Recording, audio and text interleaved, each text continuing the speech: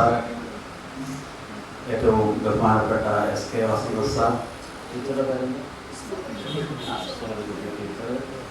എൻ്റെ വളരെ അടുത്ത സുഹൃത്തും സംസ്കൃത സാഹിത്യ പരിഷത്തിൻ്റെ ട്രഷററുമായ ഡോക്ടർ അജിതൻ മേനോത്ത്, ഈ പരിപാടിയുടെ എല്ലാ സംഘാടകരും ക്യാമ്പിലെ അംഗങ്ങളുമായിട്ടുള്ള എല്ലാവർക്കും എൻ്റെ വിനീതമായ നമസ്കാരം.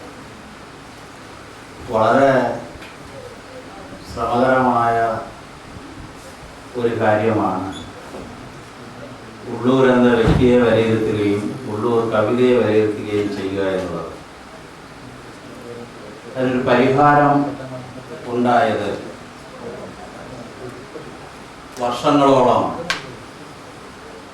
സാനുമാഷിൻ്റെ ശിഷ്യനും അയൽവാസിയുമായ എന്നോട് സാനു സാറ് ചാവറ കൾച്ചറൽ സെൻ്ററിൽ വെച്ചും വൈകുന്നേരം നടക്കുന്ന കൂട്ടത്തിലും ഇടയ്ക്കിടയ്ക്ക് ഞാൻ വീട്ടിൽ ചെല്ലുമ്പോഴും എല്ലാം പറയും, നിങ്ങൾ എല്ലാ മലയാളം ക്ലാസ്സിലും മലയാള അധ്യാപകരും പിന്നെ സാഹിത്യ നിരൂപകരും എല്ലാം ഇങ്ങനെ പേരുകൾ പറയും പ്രസംഗത്തിൻ്റെ ഇടയിൽ.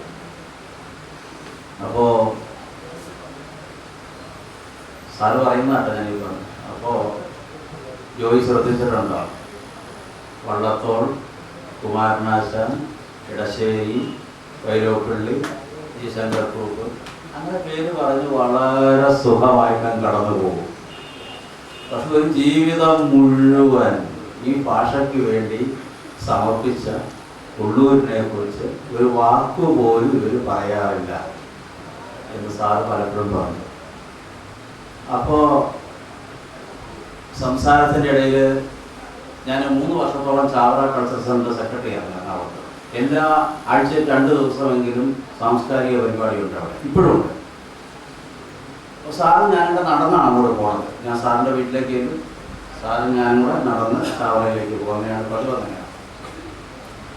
അങ്ങനെ പറഞ്ഞപ്പോൾ സാറ് പറഞ്ഞു, തിരുവനന്തപുരം വരെയുള്ള യാത്രയൊന്നും ഇനി എന്നെക്കൊണ്ട് വയ്യ, അല്ലെങ്കിൽ ഞാൻ എൻ്റെ ഒരു ആഗ്രഹമാണ് ഉള്ളൂരിനെ കുറിച്ചൊരു പുസ്തകം എഴുതുക എന്നുള്ളത്. എൻ്റെ ജീവിതത്തിലെ തന്നെ വലിയ ആഗ്രഹമാണ്. 51 പുസ്തകം സ്വന്തമായിട്ട് എഴുതിയെന്ന് മനസ്സിലാക്കണം. 51 പുസ്തകമാണ് സാനുമാഷ് എഴുതിയത്. ഇത് ബാക്കി കിടക്കുന്നുണ്ട് എന്ന് പറഞ്ഞു. ഞാൻ പറഞ്ഞു, സാറേ, അപ്പം ഞാൻ സർവജ്ഞാനോദയ ഇൻസ്റ്റിറ്റ്യൂട്ടിലാണ് ഭാഷാവിദഗ്ധനായിട്ട് ജോലി ചെയ്യാം. അപ്പം ഞാൻ പറഞ്ഞു, സാറേ, അതൊക്കെ ഞാൻ അവരുടെ വീട്ടിൽ ചെല്ലാം. ഈ ഇൻസ്റ്റിറ്റ്യൂട്ടിൻ്റെ അടുത്താണ് ഉള്ളൂരിൻ്റെ വീട്. ഞാൻ പലവട്ടം അവിടെ പോയിട്ടുണ്ട്.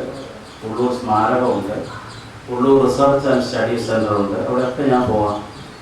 അതിൻ്റെ ജോലി അതിനേക്കാൾ കൂടുതൽ ഉണ്ടാവുക കേരള സർവകലാശാല ലൈബ്രറിയിലാണ്. ഉള്ളൂരെന്ന് വെച്ചാൽ സർവകലാശാല തന്നെ ആയിരുന്നല്ലോ ഏറെക്കാലവും.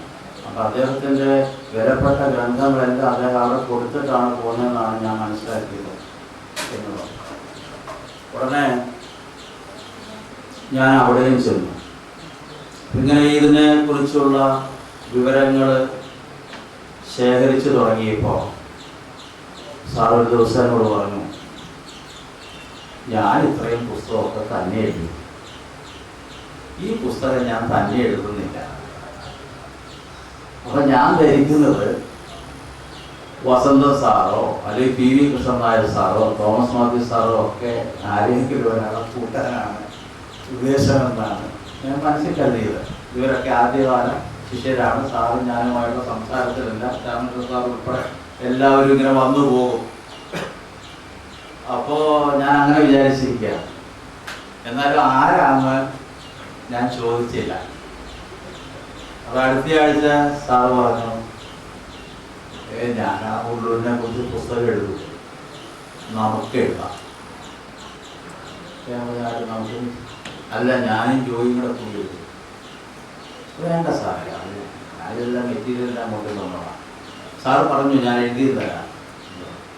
അത് വേണ്ട. വീണ്ടും ഞാൻ അതിൽ നിന്ന് ഒഴിവായി. പിന്നത്തെ ആഴ്ചയിൽ ഇങ്ങനെ ഉള്ളൂരിൻ്റെ കേരള ഗാനം എന്ന് പറഞ്ഞൊരു കവിതയുണ്ട്. ഒരുപക്ഷെ കേരളത്തെ കുറിച്ച് ഇത്രയും ആധികാരികമായൊരു കവിത മലയാളത്തിൽ ഉണ്ടായിരുന്നു. ഞാൻ അതിൻ്റെ കോപ്പിയുമായിട്ട് സാറിൻ്റെ അടുത്ത് അപ്പോൾ ഞാനത് വായിച്ചു കുറേ ഭാഗങ്ങൾ. ഞാൻ പറഞ്ഞത് ശരിയല്ലേ എന്ന് സാറ് ചോദിച്ചു. ഈ മനുഷ്യനെ കുറിച്ച് ആരെങ്കിലും പറയുന്നത് കേരളത്തെ കുറിച്ച് അത്ര വാചാലമായിട്ട് സംസാരിക്കും? നിരൂപകര് എന്തെല്ലാമൊക്കെയാണ് പറഞ്ഞു കൂട്ടുന്നത്. കേരളം ഇങ്ങനെ രൂപീകരിക്കപ്പെടുമെന്ന് ഒരു ചിന്ത പോലും ഇല്ലാത്ത സമയത്താണ് കേരളം എൻ ദേശം എന്നും പറഞ്ഞുകൊണ്ട് ഒരു കവിത, സുദീർഘമായ ഒരു കവിത. ആ കവിതയിലുടനീളം കേരളത്തിൻ്റെ ഭൂമിശാസ്ത്രം, കേരളത്തിൻ്റെ സംസ്കാരം, കേരളത്തിൻ്റെ ഭൂപ്രകൃതി, കേരളത്തിൻ്റെ ജീവിതത്തിൻ്റെ വൈവിധ്യങ്ങൾ, കേരളത്തിലെ വിവിധ മതവിഭാഗ ആചാരങ്ങൾ, അനുഷ്ഠാനങ്ങൾ, ഉത്സവങ്ങൾ എന്ന് വേണ്ട ഈ നാടിനെ സംബന്ധിച്ച മലയ്ക്കും അരയ്ക്കും ഇടയിലുള്ള ഈ നാടിനെ സംബന്ധിച്ച് പൂർണ്ണമായ വിവരം ഒരു കവിതയിൽ കിട്ടുകയാണ്. അപ്പോൾ സാറ് പറഞ്ഞു, ഇതിലിഞ്ഞൊരു മാറ്റവുമില്ല, എൻ്റെ തീരുമാനമാണ്. സാറും ഞാനും തമ്മിൽ എന്ത് അന്തരമുണ്ടെന്നറിയാം. ഇവർക്കൊക്കെ പിന്നെ പറയാം, സാറിൻ്റെ അടുത്ത് എന്നോ പറയാം. ഞാൻ ഈ പുസ്തകം എഴുതും, എൻ്റെ കൂടെയുള്ള സഹഗ്രന്ഥകാരനാണ് ജോയി എന്ന് പറഞ്ഞു. വലിയ സന്തോഷമാണ് എനിക്കുണ്ടായത്. സന്തോഷത്തെക്കാൾ അത്ഭുതവും. അന്ന് മുതൽ ഉള്ളൂർ കവിതയ്ക്ക് വേണ്ടിയുള്ള ഒരു കഠിന പ്രയത്നം തുടങ്ങിയതാണ്. അപ്പോൾ ഈ പുസ്തകം അച്ചടിച്ച് മാതൃഭൂമിയുടെ MD വീട്ടിൽ വന്നാണ് ഈ പുസ്തകത്തിൻ്റെ PDF കോപ്പി മേടിച്ചുകൊണ്ട് പോയത്. അവരെത്രമാത്രം എനിക്ക് തോന്നുന്നു വേറെ ആരും എന്ന് പറഞ്ഞാൽ ഒരു മൈൻഡിക പോലും ഇല്ലാന്ന് എനിക്ക് തോന്നുന്നു. വീട്ടിൽ വന്നാണ് അത് മേടിച്ചത്. ആ പുസ്തകത്തോട് കാണിച്ച ആദരവ്, മാതൃഭൂമി കാണിച്ച ആദരവ്. പുസ്തകം അച്ചടിയും കഴിഞ്ഞു. അച്ചടി കഴിഞ്ഞ് ഇതിൻ്റെ പ്രകാശന കർമ്മത്തെക്കുറിച്ച് അതിനെക്കുറിച്ച് ആലോചിച്ചുകൊണ്ടിരിക്കുമ്പോഴാണ് സാറ് പെട്ടെന്നൊരു വീഴ്ചയിൽ പെട്ടുപോകുന്നത്. നമ്മളിത് വിട്ടു.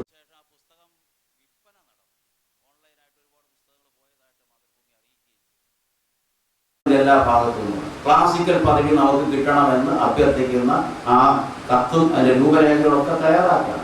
അവർ ഉപോത്പരമായ ഘടകങ്ങളെല്ലാം നമ്മൾ സർക്കാരിന് സമർപ്പിക്കണം. അപ്പോൾ സർക്കാർ ഏൽപ്പിച്ച ആ ചുമതല നിർവഹിക്കുന്നതിനിടയിൽ ഇദ്ദേഹം പരതിയിട്ട് ഈ ആളുകൾ കൊണ്ടുവന്നതൊന്നും പ്രയോജനപ്പെട്ടില്ല. അദ്ദേഹത്തിൻ്റെ സ്വതസിദ്ധമായ ശൈലിയിൽ എന്നോട് പറഞ്ഞു, ജോയി, ഞാനത് എഴുതി കൊടുക്കുമ്പോൾ രാത്രിയും പകലും ഇരുന്നെല്ലാം എഴുതി തയ്യാറാക്കുമ്പോൾ എനിക്ക് സഹായത്തിന് വന്നത് ഒരേ ഒരാളെ ഉള്ളൂ, അത് ഉള്ളൂർ സ്വാമി മാത്രമായിരുന്നു. ഉള്ളൂരിനെയാണ് വോട്ട് ചെയ്യാനുള്ളൂ, ഉള്ളൂർ എഴുതി വെച്ചതാണ് എടുത്തു എഴുതാനുള്ളൂ, വേറെ ആരുടെയും ഉണ്ടായില്ലായിരുന്നു. അത്രമാത്രമാണ് ഇദ്ദേഹത്തിൻ്റെ സംഭാവന. അത്ര വലുതാണെന്ന് പറയാനാണ്. ഒരു പക്ഷേ അദ്ദേഹത്തിൻ്റെ ഒരു വാക്കുകൂടെ പറഞ്ഞാൽ നിങ്ങൾക്ക് മനസ്സിലാവും ഉള്ളൂർ ആരാണെന്ന്. അദ്ദേഹം പറഞ്ഞു, ബാബുപ്രസാദ് പറഞ്ഞ ഒരു കാര്യമുണ്ട്. ഇദ്ദേഹം ഈ കേരള സാഹിത്യ ചരിത്രത്തിൻ്റെ പേരിട്ടപ്പോൾ മലയാള സാഹിത്യ ചരിത്രം എങ്ങാൻ പേരിട്ടിരുന്നെങ്കിൽ നമുക്ക് ക്ലാസിക്കൽ പദവി കിട്ടില്ലായിരുന്നു. ഒരിക്കലും കിട്ടില്ല. കേരള സാഹിത്യ ചരിത്രം എന്ന പേര് ഉള്ളൂർ മനഃപൂർവ്വം ഇട്ടതാണ്. കേരളത്തിൽ നിന്നുള്ള സംസ്കൃത കവികളെ അതിൽ വളരെ ജാജ്വല്യമായ രീതിയിൽ പ്രകടിപ്പിച്ചു. അപ്പൊ സംസ്കൃതത്തോട് കിടപിടിക്കുക എന്നുള്ള അർത്ഥമില്ലെങ്കിൽ പോലും അതിനോടൊക്കെ ഒപ്പം നടക്കാവുന്ന ഒരു ഭാഷയാണെന്ന് ലോകത്തോട് വിളംബരം ചെയ്തത് ഉള്ളൂരാണ്. കൽപ്പത്തൂരിന്റെ ശങ്കരാചാര്യരുടെ ഒക്കെ കൃതികൾ അതിലെടുത്ത് ഇത് കേരളത്തിന്റെ കവിതകളാണ്, കേരളത്തിന്റെ സാഹിത്യമാണ്, കേരളത്തിന്റെ പ്രതിഭയാണ് എന്ന് പറഞ്ഞുകൊണ്ട് അവതരിപ്പിച്ചപ്പോൾ മലയാളത്തിന്റെ മൂല്യം ഒന്ന് വർദ്ധിച്ചു.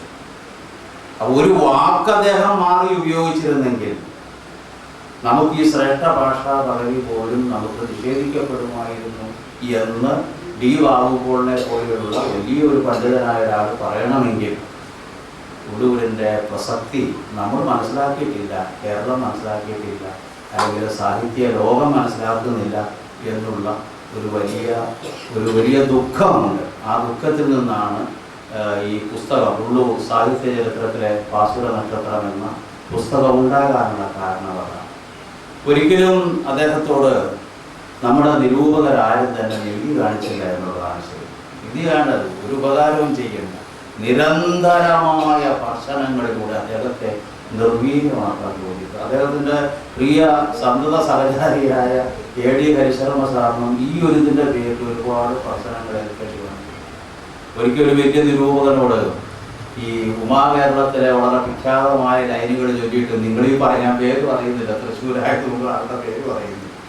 അപ്പോൾ നിരൂപകനോട് ചോദിച്ചു, അല്ല ഈ ലൈനൊക്കെ നിങ്ങൾ വായിച്ചില്ലേ, ഉള്ളൂരിനെ അങ്ങനെ കുറ്റപ്പെടുത്തുന്നത് ശരിയല്ല, ഇതൊക്കെ കണ്ട് ഇങ്ങനെയൊക്കെ ആർക്കും കവിത എഴുതാൻ പറ്റില്ല എന്ന് ചോദിച്ചപ്പോൾ നിരൂപകൻ പറഞ്ഞു അത്രേ, ഓ 10,000-2000 വരിയൊക്കെ എഴുതുമ്പോൾ അതിൻ്റെ ഇടയ്ക്ക് ചിലപ്പോൾ 1-2 വരി നന്നായെന്ന് വരും, അത്രയേ ഉള്ളൂ. ആരാണെന്ന് നോക്കിക്കാൻ. അപ്പം ഇതാണ് നമ്മൾ ഉള്ളൂരിനോട് ചെയ്ത ഒരു ഒരു ഒരു വലിയ ഒരു വിഷമം അതാണ്. അപ്പം അങ്ങനെ ഉള്ളൂരിൻ്റെ ഒരു ജീവിതത്തെക്കുറിച്ച് ഇങ്ങനെ പഠിക്കുമ്പോൾ നമ്മൾ അത്ഭുതപ്പെട്ടു പോകും. നമ്മൾ കാണുന്നത് വലിയ തലപ്പാവ് വെച്ച് ചീഫ് സെക്രട്ടറി പദവി വരെ എത്തിയ ഒരു വലിയ സ്കോളർ എന്നുള്ളതാണ് നമ്മൾ കാണുന്നത്. പക്ഷേ ജീവിതം മുഴുവൻ ഞങ്ങളൊരു ലേഖനത്തിന് കൊടുത്തിരിക്കുന്ന, ഒരു അധ്യായത്തിന് കൊടുത്തിരിക്കുന്ന പേര് ദുഃഖസാഗരം നീന്തി കടന്നയാളെന്നാണ്. ദുഃഖസാഗരം നീന്തി കടന്നയാൾ. 12 വയസ്സിൽ അച്ഛൻ മരിച്ചു. 12 വയസ്സിൽ അച്ഛൻ മരിച്ചിട്ട് അച്ഛൻ്റെ ശവദാഹം കഴിഞ്ഞ് ചങ്ങനാശ്ശേരിയിലുള്ള, അന്ന് അവിടെയാണ്, ആ വീട്ടിൻ്റെ വരാന്തയിൽ ഇങ്ങനെ ഇരിക്കുകയാണ്. അപ്പോൾ ഇങ്ങനെ കാക്ക പറന്നു പോകുന്ന കാണുന്നുണ്ട്. 12 വയസ്സായത് ആലോചിച്ചു. 12 വയസ്സുള്ളൂ. അച്ഛനാണ് പോയി. ജീവിതത്തെല്ലാം മൊത്തത്തിലൊരു ചോദ്യചിഹ്നമായി. പിന്നീട് അത് എഴുതിയിട്ടുണ്ട്. പിന്നെ ഒരു ശൂന്യതയാണ് വരുന്നത്. കുടുംബം നടത്തിക്കൊണ്ട് നടന്ന അച്ഛനങ്ങ് പോവാണ്. കുറച്ച് പുറകെ മുത്തശ്ശൻ, ഇദ്ദേഹത്തിൻ്റെ അമ്മ, ഇദ്ദേഹത്തിൻ്റെ താഴെ 5-6 കുട്ടികൾ, ഏറ്റവും ഇളയ കുട്ടിക്ക് 6 മാസം, അനിയനായി 6 മാസമാണ് പ്രായമുള്ളൂ. അപ്പോൾ അങ്ങനെ 12 വയസ്സുള്ളൊരു ബാലൻ കുടുംബത്തിലെ ഏറ്റവും മൂത്തയാളങ്ങനെ ഇരിക്കുകയാണ്. ഉടനെ ഒരു കവിതയുണ്ട്, കാക്കേ കാക്കേ കൂടെ വീടേ കൂട്ടിനകത്തൊരു കുഞ്ഞുണ്ടോ. ആ കവിതയെ കുറച്ച് മോഡിഫൈ ചെയ്തിട്ടാണ് വിദ്യാഭ്യാസ വകുപ്പ് പിന്നീട് അത് പാഠ്യപദ്ധതിയിൽ ഉൾപ്പെടുത്തിയത്. ഈ 12 വയസ്സുള്ള കുട്ടി എഴുതിയ ആ കവിതയാണ്. അതിൽ നിന്നാണ് ഉള്ളൂരിൻ്റെ കവി വരുന്നത്. അത് കഴിഞ്ഞ് എവിടം വരെ എത്തി? എന്തൊരു അസാധാരണമായ പ്രതിഭയായി മാറി. ഈ കാക്കേ കാക്കേ കൂടെ എന്നുള്ള കവിത എഴുതിയ 12 വയസ്സുകാരൻ ഉള്ളൂര് പിന്നീട് ചീഫ് സെക്രട്ടറി പദവിയിലൊക്കെ ഇരുത്തി പഠനം, ഗവേഷണം, അതിൻ്റെ തീവ്രതയിലൂടെ ജീവിതത്തെ മാറ്റിയിട്ട് ഉള്ളൂർ എന്ത് ചെയ്തു എന്നറിയാമോ? ഈ കാക്കേ കാക്കേ കൂടെ എഴുതിയ ആള് പിന്നീട്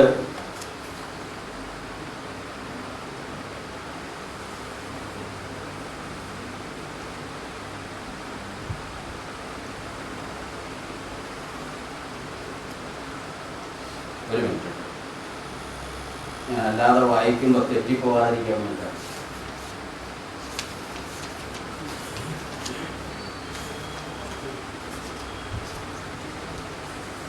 കൊച്ചുകുട്ടികളുടെ ആ കവിത എഴുതിയ ആള് പിന്നീട് അദ്ദേഹം വളരെ ഉന്നതമായ പദവിയും, ബിരുദങ്ങളുടെ പിറകെ ബിരുദം, അറിവിൻ്റെ പുറകെ അറിവ്, ലോകത്തുള്ള ഒട്ടുമിക്ക വൈജ്ഞാനിക ഗ്രന്ഥങ്ങളും അദ്ദേഹം വരുത്തിയിട്ടുണ്ട്.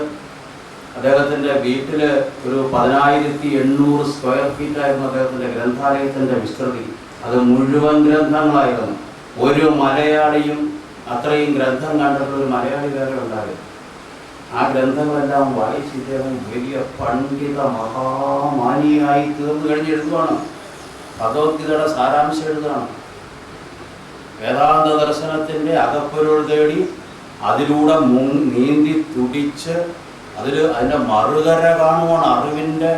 അറിവിൻ്റെ മഹാസാഗരം നീന്തി കിടക്കുകയാണ്. ഏത് മലയാളിയെക്കുറിച്ചാണ് ഇങ്ങനെ വേറൊരു മലയാളിയെക്കുറിച്ച് പറയാനില്ല, ഒരാളെക്കുറിച്ച് പറയാൻ വേറൊരാളെ കാണുന്നില്ല. ഇത് തന്നെയാണ് സാനുമാഷിൻ്റെ അഭിപ്രായം. ഒരാളെ ഇതുപോലെ കാണാൻ പറ്റില്ല. അറിവിൻ്റെ മഹാസാഗരം നീന്തിക്കടന്നു. ബിരുദങ്ങൾ എഴുതിയാ തീരാത്തത്ര ബിരുദങ്ങളാണ് അദ്ദേഹത്തിൻ്റെ പേരിനോട് ചേർക്കുന്നത്. ചീഫ് സെക്രട്ടറി പദവി എന്ന് പറഞ്ഞിട്ട് അന്ന് തിരുവിതാംകൂറിൽ ഏറ്റവും വലിയ ഉദ്യോഗ പദവി, ഇന്നും അതെ സംസ്ഥാനത്തെ ഏറ്റവും വലിയ പദവി ഉദ്യോഗ ചീഫ് സെക്രട്ടറിയാണ്. അങ്ങനെ ഈ സകല പദവികളും വഹിക്കുമ്പോഴും അദ്ദേഹം ഈ ഭാരതീയ വേദാന്ത ദർശനത്തിലൂടെ സഞ്ചരിച്ച് ആ സഞ്ചാരത്തിനൊടുവിലെ ലോകത്തോട് പറഞ്ഞു ഭഗവത്ഗീത സാരാംശത്തെ പറയുന്നതുകൊണ്ട് 4 ലൈനിലേക്ക് കിട്ടി. ലോക ചരിത്രത്തിൽ നിന്ന് വരെ കാണാൻ പറ്റില്ല, ഈ സാഹിത്യം മുഴുവൻ തിരഞ്ഞാൽ കാണാൻ പറ്റില്ല. ഗീതാവ്യാഖ്യാനങ്ങൾ എഴുതുന്നയാള് 1000 പേജ് 2000 പേജ് അതിലൊക്കെ അധികം പോയിട്ടുണ്ട്. അതിലേക്ക് ഒന്നും എത്ര മഹാസാഗരം പോലെ കിടക്കുകയാണ് അറിവ്. അതുകൊണ്ടാണ് അങ്ങനെ എഴുതാൻ പറ്റുന്നത്. അറിവുള്ളവർക്ക് ഇതിനെ എഴുതാൻ പറ്റുള്ളൂ. അറിവില്ലാത്തവർക്ക് എഴുതുമ്പോൾ പേജുകൾ ഒരുപാട് വേണം. ഒരു കാര്യമേ ഉള്ളൂ ഞാൻ അതിനോട് പറഞ്ഞിട്ടുള്ളൂ. ഭഗവാൻ പറയുകയാണ്, ഭഗവത്ഗീതയിൽ ഞാൻ പ്രധാനപ്പെട്ട ഒറ്റ കാര്യം പറഞ്ഞിട്ടുള്ളൂ, ബാക്കി എല്ലാം അതിന് ഇതിന് വേണ്ടി സപ്പോർട്ട് ചെയ്യുന്ന കാര്യങ്ങളാണ് എന്ന് പറഞ്ഞുകൊണ്ട് ആ മഹത് ഗ്രന്ഥത്തിന്റെ ആ മഹത്തായ ആശയത്തിന്റെ ദർശനത്തിന്റെ ഭാരതത്തിന് ലോകത്തിന് കൊടുക്കാൻ പറ്റുന്ന ഏറ്റവും വലിയ ദർശനത്തിന്റെ ഭഗവത്ഗീതയുടെ സാരാംശത്തെ ഉള്ളുവന്ന മഹാപണ്ഡിതൻ 4 ലൈനിലേക്ക് ഒതുക്കുകയാണ്. ഒന്ന് നോക്കി. ഒന്നേ ഞാൻ ഓതിയിട്ടുള്ളൂ ഗീതയിൽ പ്രധാനമായി. കാര്യം പറഞ്ഞിട്ടുള്ളൂ. ഒന്നേ ഞാൻ ഓതിയിട്ടുള്ളൂ ഗീതയിൽ പ്രധാനമായി, എന്നേക്കും നരന്നതേ താരകം മഹാമന്ത്രം. മനുഷ്യനെ സംബന്ധിച്ച് അതിൽ വലിയൊരു മന്ത്രം വേറെയില്ല. അതെന്താണ്? യോഗസ്ഥനായി ചെയ്യുക കർമ്മം നീ സംഘം വിട്ട്. യോഗസ്ഥനായി ചെയ്യുക കർമ്മം നീ സംഘം വിട്ട്. നീ യോഗസ്ഥനായി നിന്നുകൊണ്ട് കർമ്മം ചെയ്താൽ മതി. അപ്പൊ നമ്മളുടെ എല്ലാ സംശയങ്ങളും വരും. എന്താണ് ഈ യോഗം? അടുത്ത ലൈൻ പറയാണ്, യോഗമോ ലാഭാലാഭ തുല്യദർശനം മാത്രം. ലാഭത്തെയും അലാഭത്തെയും തുല്യമായി കാണുന്ന മാനസികാവസ്ഥയാണ് യോഗമെന്ന് പറയുന്നത്. ഈ ഒറ്റ കാര്യമാണ് ഞാൻ ഗീതയിൽ പറഞ്ഞിട്ടുള്ളൂ എന്ന് ഭഗവാനെ കണ്ട് പറയിപ്പിക്കുക. ഇതല്ലേ കവി പ്രജാപതി എന്ന് പറയുന്നത്? നമ്മൾ പഠിച്ചിട്ടില്ലേ? അപാരേ കാവ്യ സംസാരേ കവിരേവ പ്രജാപതേ യഥാസ്മൈ രോചതേ വിശ്വം തദേവം പരിവർത്തതേ. ഇതല്ലേ ഈ കവിയ ഉപദേശമല്ലേ പറയണത്? പണ്ഡിതന്മാർ പറഞ്ഞു വെച്ചേക്കുന്നത് അപാരമായ കാവ്യ സാമ്രാജ്യത്തില് ഒരൊറ്റ പ്രജാപതിയുള്ളൂ, കവിയാണ്. ആ പ്രജാപതി അദ്ദേഹം തൻ്റെ അങ്കുലി ചലനത്തിന് അനുസൃതമായി പ്രപഞ്ചത്തെ നിയന്ത്രിക്കുന്നു. അങ്ങനെ നിയന്ത്രിക്കാൻ ഈ കവിക്കല്ലേ കഴിഞ്ഞിട്ടുള്ളൂ. ഒന്നേ ഞാൻ ഓതിയിട്ടുള്ളൂ ഗീതയിൽ പ്രധാനമായി, എന്നേക്കും നരന്നതേ താരകം മഹാമന്ത്രം. യോഗസ്ഥനായി ചെയ്യുക കർമ്മം നീ സംഘം വിട്ട്.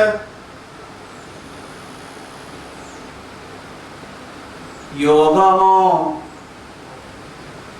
ലാഭാലാഭ തുല്യദർശനം മാത്രം.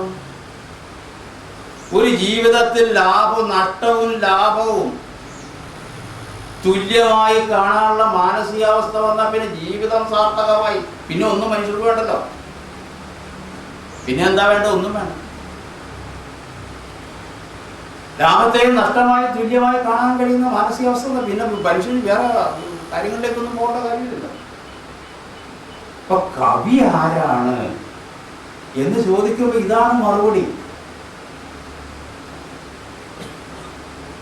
ചിലരൊക്കെ എന്നോട് പറഞ്ഞത് കൃത്യമായ വോട്ട് ബാങ്ക് ഒന്നും ഇല്ലാത്തതുകൊണ്ടാണ് അദ്ദേഹത്തെ അധികം പേര് ഉയർത്തിക്കൊണ്ട് കാണിക്കാത്തതെന്നൊക്കെ പലരും പറയാറുണ്ട്. ഞാനിപ്പോൾ ചെല്ലുന്നിടത്തെല്ലാം ഇത് പ്രസംഗിക്കും ഈ കാര്യമൊക്കെ. ഇദ്ദേഹത്തിൻ്റെ പല കവിതകളും പറയും. അദ്ദേഹം ഒരു വോട്ട് ബാങ്ക് സൃഷ്ടിച്ചുമില്ല, അദ്ദേഹം ഒരു പ്രത്യേക സാഹിത്യത്തിൽ ഏതൊക്കെ ലോബി സൃഷ്ടിച്ചില്ല. ജീവിതം മുഴുവൻ പരിശ്രമിച്ചു. 12 വയസ്സിൽ അച്ഛൻ നഷ്ടപ്പെട്ടു. അന്ന് കുടുംബത്തിന്റെ പ്രാരബ്ധം. തൊട്ട് പുറകെ കുഞ്ഞനുജൻ മരിച്ചുപോയി. ആ ദുഃഖവും മനസ്സിൽ. 18 വയസ്സിൽ ഹെഡ് മാസ്റ്ററായി. കുട്ടി ഹെഡ് മാസ്റ്റർ എന്നാണ്. ബോയ് ഹെഡ് മാസ്റ്റർ എന്നാണ് അന്ന് പിള്ളേർ അധ്യാപകർ വിളിക്കുന്നത്. 21 വയസ്സിൽ വിവാഹം കഴിച്ചു. 26-ാമത്തെ വയസ്സിൽ ആദ്യത്തെ ഭാര്യ മരിക്കുകയാണ്. പിന്നീട് തൊട്ട് ഒരു 5-6 വർഷം കഴിഞ്ഞപ്പോഴേക്കും അച്ഛൻ്റെ അമ്മ, വലിയ സഹായിയായിരുന്നു, അമ്മ മരിച്ചു. തൊട്ട് പുറകെ ഭാര്യ മരിക്കുകയാണ്. പിന്നെ അദ്ദേഹത്തിൻ്റെ കൈയക്ഷരം വളരെ മോശമായിരുന്നു. സർവീസിലിരിക്കുന്നതും കവിത എഴുതണം എല്ലാത്തിനും സഹായിയായിരുന്ന മറ്റൊരു അനുജൻ, ആ അനുജനും മരിച്ചു. ഈ പുതിയ വീട് വെച്ചു. ആ വീടിൻ്റെ ഉള്ളിലായിരുന്നു കിണർ. ആ കിണറിൻ്റെ കപ്പി വലിക്കുന്നതിനിടയിൽ അത് പൊട്ടി ഈ അനുജൻ്റെ ഭാര്യ ആ കിണറിൽ വീണ് മരിച്ചു. അങ്ങനെ ദുരന്തങ്ങളുടെ പിറകെ നമുക്ക് വായിക്കുമ്പോൾ സങ്കടം വരും. ഈ ദുരന്തങ്ങളുടെ പിറകെ ഇങ്ങനെ ദുരന്തങ്ങളുടെ ഇടയിലാണ് ഈ മനുഷ്യരിത് ഇതുകൂടെ എഴുതിക്കൊണ്ടിരുന്നത്. ഓരോ ദുരന്തങ്ങൾക്ക് പിറകെ വേറൊരു അതാണ് സാറുകളെ പറഞ്ഞിട്ട് അധ്യായം ഞാൻ വായിക്കുന്നത്. ദുഃഖസാഗരം നീന്തിക്കടന്നയാണ്. അറിവിൻ്റെ സാഗരം നീന്തി കടന്നു, പക്ഷെ അതിന് മുമ്പ് ഇത് കടന്നു. അങ്ങനെ ജീവിതകാലം മുഴുവൻ ദുരന്തങ്ങളെ ഇങ്ങനെ ഫേസ് ചെയ്ത് ആ അവസ്ഥാവിശേഷങ്ങളെല്ലാം തനിക്ക് ദൈവം വിധിച്ചതാണ്, ഇത് ദൈവഹിതമാണ്, ഈശ്വരഹിതമായ അവസ്ഥയെ താൻ സ്വീകരിക്കുക മാത്രമേ ചെയ്യുന്നുള്ളൂ എന്ന് പറഞ്ഞു. അവിടെയും വന്നു ഈ ലാഭാലാഭ ദുര്യദർശനം. ഒരു സ്വാധീനം ഏതെങ്കിലും തരത്തിൽ ഒരാളുടെ അടുത്ത് സ്വാധീനത്തിന് പോയതായിട്ട് കണ്ടിട്ടില്ല. മതപരം, ജാതിപരം ഇതിലേക്കൊന്നും അദ്ദേഹം പോയില്ല. അദ്ദേഹത്തിനാണ് തിരുവിതാംകൂർ മഹാരാജാവ് ഒരു രാജകീയ വിളംബരത്തിലൂടെ മഹാകവി പട്ടം കൊടുത്തത്. മലയാളത്തിൽ വേറെ ഒരു കവിക്കും അങ്ങനെ കൊടുത്തതായി എൻ്റെ ചെറിയ അറിവ് ഞാൻ കണ്ടിട്ടില്ല, ഇതുവരെയും കണ്ടിട്ടില്ല. ഒരു രാജവിളംബരത്തിലൂടെ മറ്റു മഹാകവികളെ നമ്മൾ വിളിക്കുകയാണ്, മഹാകവി എന്ന് വിളിക്കുകയാണ്, അല്ലെങ്കിൽ മഹാകാവ്യം എഴുതിയാൽ മഹാകവി എന്ന് വിളിക്കുകയാണ്. ഇപ്പോൾ വലിയൊരു പ്രയാസം സാറൊക്കെ ആദ്യം സൂചിപ്പിച്ച പോലെ നമ്മൾ വേറെ ചില പേരുടെ ആളുകളുടെ മഹാകവി പട്ടമൊക്കെ കേൾക്കുമ്പോൾ നമുക്ക് പേടിയാവുകയാണ്. ഇത് ഉള്ളൂരിൻ്റെ സ്ഥാനം തന്നെയാണ് ചേർത്ത് വിളിക്കണമെന്ന് നോക്കുമ്പോൾ വല്ലാത്ത ഭയം തോന്നുന്നുണ്ട്. ഇപ്പം എല്ലാവരെയും വിളിച്ചുകൊണ്ടിരിക്കുകയാണ് മഹാകവി. അപ്പം അങ്ങനെ ആ രാജാവ് തൻ്റെ രാജകീയ അധികാരം ഉപയോഗിച്ച് പട്ടം കൊടുത്ത ആളാണ് ഉള്ളൂർ. അദ്ദേഹത്തിൻ്റെ സ്വഭാവത്തിൻ്റെ കാവ്യരചനയിൽ അദ്ദേഹം പുലർത്തിയിരിക്കുന്ന സവിശേഷതകളിൽ മറ്റൊന്ന് പറയുന്നത് കൂടാതെ ഇദ്ദേഹം അടിമുടി കേരളീയനായി. അതാണ് ഉള്ളൂരിൻ്റെ സവിശേഷതയായിട്ട് ഏറ്റവും അടിമുടി കേരളീയ. കേരളത്തിനപ്പുറത്തേക്ക് ഒരു ചിന്ത അദ്ദേഹത്തിനുണ്ടായിരുന്നു. അതിൻ്റെ ഏറ്റവും വലിയ തെളിവ് മഹാകാവ്യം എഴുതിയവരൊക്കെ ഏതെങ്കിലും പുരാണ കഥയെ ആസ്പദമാക്കിയാണ് മഹാകാവ്യങ്ങൾ വന്നത്. മറ്റൊന്ന് മഹാകാവ്യത്തിൻ്റെ ഭൂമിക എന്ന് പറയുന്നത് ഹിമാലയ പർവ്വതത്തിനും വിന്ധ്യ പർവ്വതത്തിനും ഇടയിലുള്ള ഭൂപ്രദേശങ്ങളിൽ വന്നിട്ടുണ്ട്. അതിൽ നിന്ന് വ്യത്യസ്തനായി എന്തൊരു വലിയ വിപ്ലവമാണ് ഉള്ളൂർ ആദ്യം നടത്തിയത്. ഉമാകേരളം എഴുതിയപ്പോൾ തിരുവിതാംകൂർ വംശപരമ്പരയുടെ കഥ ഓരോന്നായി എടുത്തിട്ട് അദ്ദേഹം അത് കഥാതന്തുവാക്കി. കേരളത്തിൻ്റെ ഭൂപ്രകൃതി മുഴുവൻ എടുത്ത് കാണിച്ച് ലോകത്തിലെ ഏത് ഭൂപ്രകൃതിയേക്കാളും അതിമനോഹരമാണ് കേരളമെന്ന് സമർപ്പിച്ചു. കേരളത്തിൻ്റെ ജീവിതത്തെ മുഴുവൻ ഉമാകേരളത്തിലൂടെ കാണിച്ചു കൊടുത്തിട്ട് മറ്റേത് ജീവിതത്തെക്കാളും ശ്രേഷ്ഠവും ഇതിന് ചരിത്രപരമായ പിന്തുണയുമുള്ളതാണ് കേരളീയ ജീവിതമെന്ന് അദ്ദേഹം സമർപ്പിച്ചു. ഗംഗയും യമുനയും എല്ലാം ആ ഒഴുകി ഓളങ്ങൾ സൃഷ്ടിച്ച മറ്റ് മഹാകാവ്യങ്ങൾ അതിൻ്റെ സ്ഥാനത്ത് ഇവിടെ അദ്ദേഹം പമ്പയും പെരിയാറും നിളാനദിയും ഒക്കെ ഓളം തെല്ലിച്ചു ഉമാകേരളത്തിൽ. ഉമാകേരളം കേരളത്തെയാണ് ശരിക്കും പറഞ്ഞത്, കേരളത്തിൻ്റെ ചരിത്രത്തെയാണ് എടുത്തു കാണിക്കുന്നത്. ആ ഒരു കേരളത്തിൻ്റെ ഒരു ഭൂമിശാസ്ത്രവും ചരിത്രപരവുമായ പ്രത്യേകതകൾ എടുത്തു കാണിക്കാൻ കൂടിയാണ് തിരുവിതാംകൂറിൻ്റെ ചരിത്ര പശ്ചാത്തലം. അവർ കിട്ടാവുന്ന വേദഗ്രന്ഥങ്ങളെല്ലാം കൊണ്ടുവന്നിട്ട് പറഞ്ഞു, ഈ ശാസ്ത്ര ഗ്രന്ഥങ്ങളെല്ലാം കൊണ്ടുവന്നിട്ട് പറഞ്ഞു, ഒരു രീതിയിലും അനുവദിക്കാൻ പറഞ്ഞു. ഇങ്ങനെയൊരു കൽപ്പന രാജാവിന് ഉണ്ടാകാൻ പാടില്ല. കാരണം ക്ഷേത്രത്തിൽ ഇപ്പം പ്രവേശിക്കുന്ന ആൾക്കാർ മാത്രമേ പ്രവേശിക്കാവൂ. അവരുടേതായിട്ട് നിൽക്കുന്നത് അവിടെ തന്നെ നിൽക്കട്ടെ, അതാണ് ജീവിക്കുന്നത്. അപ്പോൾ രാജാവിനറിയാം, തിരുവനന്തപുരത്ത് ആളുകൾ ഇനി ഇത് എഴുതിയതല്ല, രാജാവിനറിയാമായിരുന്നു എന്ന് പറഞ്ഞു. ഇതിനെല്ലാം ഖണ്ഡിക്കാൻ പ്രാപ്തിയുള്ള ആളാണ് ഉള്ളൂരെന്ന് രാജാവിനറിയാമായിരുന്നു. രാജാവ് അക്ഷോഭ്യനായി കേട്ടു. അവസാനമാണ് ഇദ്ദേഹം ചീഫ് സെക്രട്ടറിയുടെ ചുമതല വഹിക്കുകയാണ് മനസ്സിലായത്. ആ രാജ്യത്ത് അന്ന് ഏറ്റവും വലിയ ഉദ്യോഗസ്ഥൻ അവസാനം സംസാരിച്ചു ഉള്ളൂരിൻ്റെ ഏറ്റവും വലിയൊരു സ്വഭാവ മഹിമ. അദ്ദേഹം എവിടെ ഇരുന്നാലും ചെറിയ കുറിപ്പിങ്ങനെ ഓരോരുത്തരും പറഞ്ഞതും അത് ആ പദവിയുടെ പ്രത്യേകതയാണ്. ഇപ്പോഴും അങ്ങനെയാണ്, എല്ലാം കുറിച്ചെടുത്തുകൊണ്ട് അതിനെ മുഴുവൻ ഖണ്ഡിച്ചു. എന്നിട്ട് ചോദിച്ചു, ഇവരെ ക്ഷേത്രത്തിൽ നിന്ന് മാറ്റി നിർത്താൻ, ഈശ്വരൻ്റെ അടുത്ത് നിന്ന് മാറ്റി നിർത്താൻ നിങ്ങൾക്കാരാണ് അധികാരം തന്നത്? ചോദ്യം ചോദിച്ചു.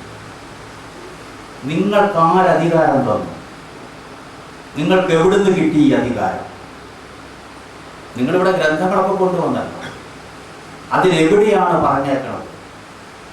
മനുഷ്യന് 2 തരം രക്തമുണ്ടെന്ന് ആര് പറഞ്ഞു? മനുഷ്യന് 2 ദൈവമുണ്ടെന്ന് ആര് പറഞ്ഞു? ഒരു അവർണ ദൈവമുണ്ട്, ഒരു സവർണ ദൈവമുണ്ടെന്ന് ആരാണ് നിങ്ങളോട് പറഞ്ഞിട്ടുള്ളത്? എന്താണ് നിങ്ങളുടെ പക്ഷത്തുള്ള തെളിവ്? ഈ സവർണ ദൈവം മാത്രമാണെങ്കിൽ അവർണൻ എന്തുകൊണ്ടാണ് പ്രാർത്ഥിക്കുമ്പോൾ അവനും ഫലം കിട്ടുന്നില്ലേ?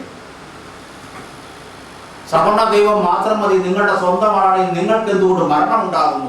നിങ്ങൾ മരിക്കുന്നില്ലേ? അവർണം മരിക്കുന്നില്ലേ? നിങ്ങൾ മരിക്കുന്നില്ലേ? മരണം തുല്യമാണെങ്കിൽ ഈശ്വരനും തുല്യമല്ലേ? ചോദിച്ച ചോദ്യമാണ് പറഞ്ഞത്. മരണം അവർണനും സവർണനും തുല്യമാണെങ്കിൽ ഈശ്വരനും തുല്യമാണ് എല്ലാവർക്കും എന്ന് പറഞ്ഞുകൊണ്ടിരിക്കുന്നു. അതുകൊണ്ട് രാജാവിന്റെ നേരെ തിരിഞ്ഞു.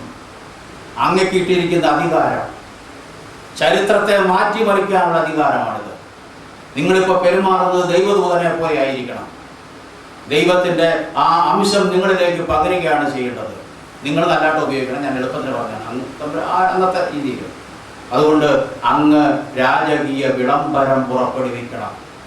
എല്ലാ മനുഷ്യരും ഒന്നാണ്, ആ മനുഷ്യൻ ഒന്നാണെന്നുള്ള ആ ഒരു സന്ദേശം തിരുവിതാംകൂറുള്ള മഹാരാജാവ് കൊടുക്കണം എന്ന് പറഞ്ഞുകൊണ്ട് അദ്ദേഹത്തിൻ്റെ സുദീർഘമായ പ്രസംഗം അവസാനിപ്പിച്ചു കഴിഞ്ഞപ്പോൾ രാജാവ് പറഞ്ഞു, ഇതില് മിസ്റ്റർ പരമേശ്വരയ്യർ പറഞ്ഞ വാദഗതിയെ ഞാൻ സ്വീകരിക്കുക. തിരുവിതാംകൂറിൽ ക്ഷേത്രങ്ങളിൽ എല്ലാ വിശ്വാസികൾക്കും പ്രവേശിക്കാനുള്ള അവകാശം ഞാൻ രാജകീയ വിളംബരത്തിലൂടെ കൊടുക്കുകയാണ്. അതിനുവേണ്ട രാജവിളംബരം തയ്യാറാക്കാൻ ശ്രീ പരമേശ്വരയ്യരെ, മിസ്റ്റർ പരമേശ്വരയ്യരെ, അദ്ദേഹം അങ്ങനെയൊക്കെയാണ് വിളിക്കാറുള്ളൂ, ആരെയും ചെറുതായി വിളിക്കില്ലായിരുന്നു.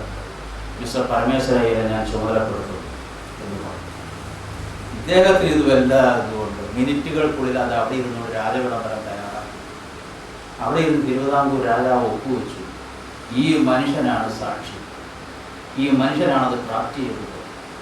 ആരെന്ത് നന്ദി കാണിച്ചു? കഴിയും പ്രചരണം എന്താണ്? വേറെ ജനത്തിന് കൊണ്ടിത്തന്നു എന്നാണ്. ഒന്നുമില്ല. ഇത് കഴിഞ്ഞ് ഇദ്ദേഹം ജഗതിയിലേക്ക് വന്നു, വീട്ടിലേക്ക് വന്നു. അപ്പോഴേക്കും ജഗതിയിലെ ബ്രാഹ്മണ സമൂഹം മുഴുവൻ ഇതറിഞ്ഞു. പരമേശ്വരയ്യർ പോയി മറ്റേ പുലയരെയും അവരുടെയും ക്ഷേത്രത്തിൽ കയറാനുള്ള അവകാശം ഉണ്ടാക്കി രാജാവിനെ തെറ്റിദ്ധരിപ്പിച്ച് കൽപ്പന ഇറക്കിച്ചു, ഉത്തരവിറക്കിച്ചു. ഭയങ്കര പ്രചരണം. ഉടനെ ബ്രാഹ്മണ സഭ കൂടി ഭ്രഷ്ട് കൽപ്പിച്ചു. ഉള്ളൂരിന് സമുദായത്തിൽ നിന്ന് ഭ്രഷ്ട് കൽപ്പിച്ചു. പോയ വാഹനത്തിൽ തന്നെ മറ്റേ ജഗതിയിൽ വന്ന് ഇറങ്ങി ആൾക്കാർ പറഞ്ഞു ഭ്രഷ്ട് കൽപ്പിച്ചിട്ടുണ്ടെന്ന് പറഞ്ഞു. മകൻ ചെന്ന് പറഞ്ഞു ഉള്ളൂർ പി മഹാദേവൻ ഭ്രഷ്ട് കൽപ്പിച്ചു അച്ഛന്. അപ്പൊ അച്ഛൻ്റെ ഉടനെ പറഞ്ഞു ഉള്ളൂർ പറഞ്ഞു അതാണ്. ഓ അങ്ങനെയാണ്. അപ്പൊ ആൾക്കാർ കൂടി ഭ്രഷ്ട് കൽപ്പിച്ചയാളല്ലേ വന്ന് കാട്ടി. എന്താണ് ഇയാൾ പറയണമെന്ന് അറിയണമല്ലോ. ഇന്നലെ വരെ ഞാനൊരു ബ്രാഹ്മണനായിരുന്നു, ഇന്നു മുതൽ മനുഷ്യനായി. ഇങ്ങനെ ഒരു കവി നമുക്ക് വേറെയുണ്ട്. ഈ ഉള്ളൂർ സാമൂഹ്യ പരിഷ്കർത്താവ് എന്ന നിലയിൽ ലേഖനം എഴുതി ഞാൻ ഒരു ചാപ്റ്റർ അങ്ങനെയാക്കി. ഈ കാര്യങ്ങൾ മുഴുവൻ വായിച്ചു കഴിഞ്ഞതിന് ശേഷം സാനുമാഷ് പറഞ്ഞു, ജോയി ആ ഒരു ലേഖനത്തിൻ്റെ ആ ഒരു ചാപ്റ്ററിൻ്റെ ടൈറ്റിൽ അങ്ങ് മാറ്റിക്കൂ. അതുകൊണ്ട് ഞങ്ങൾ പുസ്തകത്തിന് ടൈറ്റിൽ ഇട്ടു, ഞാൻ ഇന്നലെ വരെ ബ്രാഹ്മണനായിരുന്നു, ഇന്ന് മുതൽ മനുഷ്യനായി. അതാണ് പുസ്തകത്തിൻ്റെ, ഞങ്ങളുടെ പുസ്തകത്തിൻ്റെ ഒരു അധ്യായത്തിൻ്റെ പേരതാണ്. ഇവിടെയല്ലേ കവി ലോകത്ത് എത്രയോ സാമൂഹ്യ പരിഷ്കരണങ്ങൾ നടന്നിട്ടുണ്ട്, സാമൂഹ്യ വിപ്ലവങ്ങൾ നടത്തിയെന്ന് പറഞ്ഞ് ദിവസവും അവധിയൊക്കെ ഓരോരുത്തരുടെ പേരിൽ ഇങ്ങനെ ദിവസവും കൂടും. എല്ലാ വർഷവും അവധി കൂടുവാണ്. നമ്മുടെ സർക്കാർ സർവീസിലിരുന്നത് വളരെ സുഖമാണ്. എല്ലാ വർഷവും അവധി കൂടും, ഓരോരുത്തരുടെ പേരിൽ ഇങ്ങനെ അവധി. അവരൊക്കെ എന്തൊക്കെയോ നടത്തിയെന്നാണ് പറയണത്. പക്ഷെ ഈ മനുഷ്യൻ നടത്തിയതിൻ്റെ ഒരംശം കേരളത്തിൻ്റെ സാമൂഹ്യ നവോത്ഥാനത്തിന് വേണ്ടിയിട്ട് എന്താണ് ഇദ്ദേഹം ചെയ്തത്? ചിത്രതിരുനാൾ രാജാവ് പോലും വിചാരിച്ച് ഇദ്ദേഹത്തിന് ഈ ക്ഷേത്രപ്രവേശന വിളംബരം ഡ്രാഫ്റ്റ് ചെയ്യാൻ ഒരാഴ്ച വേണ്ടി വരുമെന്ന് കരുതി അവിടെ ഇരുന്ന് ഡ്രാഫ്റ്റ് ചെയ്ത് കൊടുത്തു. വേറൊരു ആപ്പ് പറ്റില്ല. എൻ്റെ സ്വന്തം സമുദായം പ്രശ്ന കൽപ്പിച്ചപ്പോഴും പറഞ്ഞു, ഓ മനുഷ്യനായാൽ മതി. ഇതിൻ്റെ അനുബന്ധമായ ഒരു കഥ കൂടിയുണ്ട്. കഥയല്ല, നടന്നു കൊണ്ടുപോകും. ബ്രാഹ്മണരാരും ഇദ്ദേഹത്തെ കൂടെ കൂട്ടുന്നില്ല. ഉടനെ കവി എന്ത് ചെയ്തു? ഈ ജഗതിയിൽ അന്ന് ഒരുപാട് പുലയിൽ താമസിക്കുന്നുണ്ട്. നമ്മൾ മനുഷ്യ ജീവിതത്തിൻ്റെ അവസ്ഥയില്ല, അതുപോലെയാണ് അവരെ ജീവിതം. വളരെ ആരും മിണ്ടില്ല, ആരും സംസാരിക്കില്ല, അവരൊക്കെ ഒതുങ്ങി കഴിയുകയാണ്. അപ്പോൾ അവിടെ പുലയ സമുദായ സംസ്കരണ സമിതി, സാധുജന ഹിന്ദു മിഷൻ എന്നൊക്കെ പറഞ്ഞൊരു സംഘടന അദ്ദേഹം രൂപീകരിച്ചു. ആ രൂപീകരിച്ച സംഘടനയ്ക്ക് ഇവരുടെ ഈ ആളുകളുടെ വീടുകളിൽ പോയി അവരുടെ ചടങ്ങുകളിൽ പങ്കെടുക്കുക, അവർക്ക് വേണ്ടി അവരുടെ പുരോഗമനപരമായ പ്രവർത്തനം നടത്തുക എന്നൊരു ഉദ്ദേശവും. അപ്പോൾ ആ സംഘടനയുടെ president Ulloor S Parameswaraiyer president. General secretary ആരാന്നറിയോ? ഉള്ളൂർ പി മഹാദേവൻ മകൻ. സാറ് ചിരിച്ച് കണക്കില്ല. യോഗി കാര്യം കൂടി കിട്ടിയെന്ന് ചോദിച്ചു. ഞാനിങ്ങനെ വിട്ടാണ്ട് എന്തോ സാറിന് പറയാനുണ്ടെന്ന് എനിക്കറിയാം. വേറെ ആരും അന്ന് കൂടെ കൂടില്ല. ഈ അധസ്ഥിതരുടെ വീടുകളിൽ ചെന്ന് അവർക്ക് വേണ്ടി സഹായം ചെയ്യുന്നതിന് വേറെ ആരും കൂടില്ല. അതുകൊണ്ട് മകനെ സെക്രട്ടറി ആക്കിയതാണ്. മകൻ കൂടൂലോ. അത്ര മാത്രം ആ കുടുംബത്തെ പോലും അദ്ദേഹം ആ കൂട്ടത്തിൽ തന്നെ സാമൂഹ്യ ഒരു 100 വർഷത്തെ സാമൂഹ്യ നവോത്ഥാന സമര കഥ എടുക്കുക. 100 വർഷത്തെ കേരളത്തിൽ സാമൂഹ്യ നവോത്ഥാനത്തിന് ജാതിപരമായി, സാമൂഹ്യപരമായി, സാംസ്കാരികപരമായി നവോത്ഥാനം നമ്മളിങ്ങനെ പറഞ്ഞുകൊണ്ടിരിക്കുക.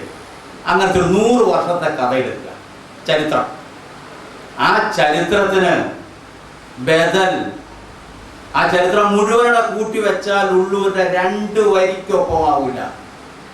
അടുത്തു നിൽപ്പോരനുചര നോക്കാൻ അക്ഷികളില്ലാത്തോർക്ക് അരൂപൻ ഈശ്വരൻ അദർശനായാൽ അതിലെന്താ ശര്യം?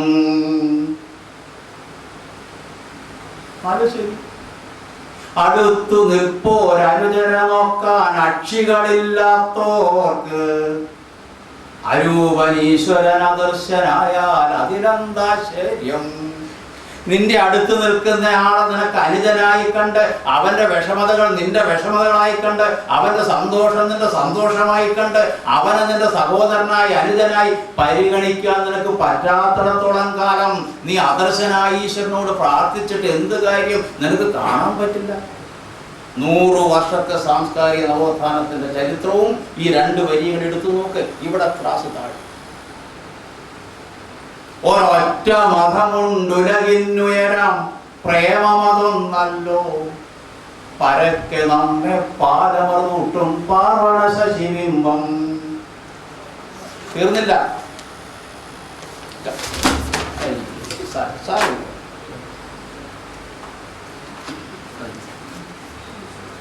അവിടെ തന്നെ അദ്ദേഹം പറയുന്നുണ്ട് അദ്വൈതം.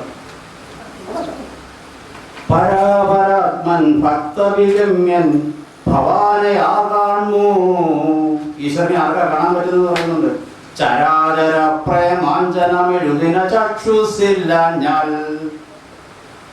ചരാചര പ്രേമമാകുന്ന അഞ്ജനമെഴുതിയ കണ്ണില്ലാതെ നിനക്കെങ്ങനെ ഈശ്വരനെ കാണാൻ പറ്റും?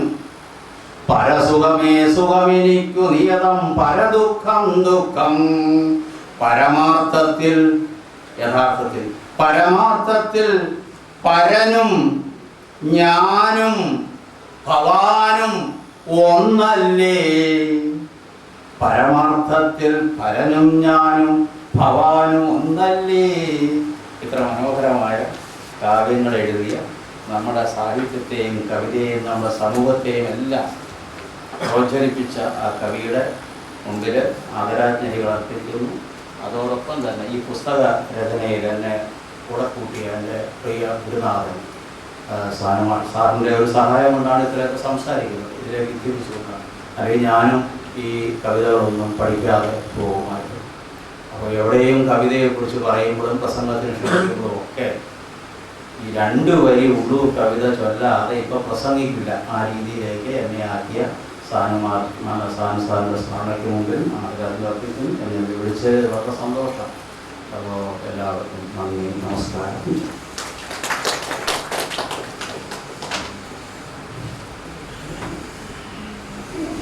പ്രിയമുള്ളവരെ, ഉള്ളൂരിൻ്റെ വ്യക്തിജീവിതവും കാവ്യജീവിതവും ഇത്ര മനോഹരമായി നമ്മളുടെ മുമ്പിൽ അവതരിപ്പിച്ച ജോയ് സാറിന് എങ്ങനെയാണ് നന്ദി പറയേണ്ടതെന്നറിയില്ല. തീർച്ചയായും ഇത് നഷ്ടപ്പെടുത്തിയ ടീച്ചേഴ്സിന് അല്ലെങ്കിൽ അംഗങ്ങൾക്ക് എങ്ങനെയാണ് ഈ നഷ്ടം നികത്താനും പറയാനറിയില്ല. എന്തായാലും ഒരുപാട് സന്തോഷം സർ. ഞങ്ങൾ സാഹിത്യ വിദ്യാർത്ഥികൾ ഉമാകേരളത്തെക്കുറിച്ച്, അതുപോലെ ഉള്ളൂരിൻ്റെ പ്രേമസംഗീതം അവസാനം വരെ ഇതെന്താ സാറ് പറയാത്തത് ഞാനിങ്ങനെ ആകാംക്ഷയോടെ ഇരിക്കുകയായിരുന്നു. ആ പ്രേമസംഗീതത്തിൽ ആ 2 വരികൾ തന്നെയാണ് നമ്മുടെ നവോത്ഥാനം എന്ന് ഉറക്കെ ഇപ്പോഴും ഉദ്ഘോഷിക്കുന്ന ആളുകൾ പഠിക്കേണ്ടത് അല്ലെങ്കിൽ അറിയേണ്ടത്. കേരള ചരിത്രത്തിൽ ഇദ്ദേഹത്തെ അടയാളപ്പെടുത്താൻ എന്തുകൊണ്ടോ വൈമുഖ്യം പലർക്കും ഉണ്ടായിട്ടുണ്ട് എന്നുള്ളത് ഉറക്കെ പറയാൻ ഞാൻ ആഗ്രഹിക്കുന്നു. എന്തായാലും ഒരുപാട് സന്തോഷം, സ്നേഹം, നന്ദി സർ. ഇനി നമ്മൾക്ക് അടുത്തത് ഭക്ഷണമാണെന്ന് തോന്നുന്നു. അതിൻ്റെ ഇടയ്ക്ക് ഇനി വേറെ ഇതിൽ കാണുന്നതനുസരിച്ച് അടുത്ത സെക്ഷൻ വരുന്നത് 6 മണിയാണ്, 1:30 ഇപ്പോൾ ബ്രേക്കാണ്. എന്തായാലും വളരെ സന്തോഷത്തോടു കൂടി അദ്ദേഹത്തെ ഒരിക്കൽ കൂടി നന്ദി അറിയിക്കുന്നു.